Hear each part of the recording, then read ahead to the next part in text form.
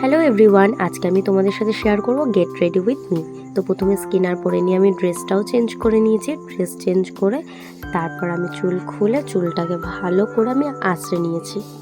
তো আঁচড়ে নেওয়ার পরে তারপর আমি একটু ঢং দেখানো শুরু করেছি। তো আয়নার সামনে একটু ঢং দেখাতেই হয়। তারপরে হচ্ছে একটু লিপস্টিক আর একটু ব্লাশ লাগিয়ে নেবো। তো লিপস্টিক আর ব্লাশ এই দুটো আমার খুব ফেভারিট একটা জিনিস, যেটা মেকআপের মধ্যে।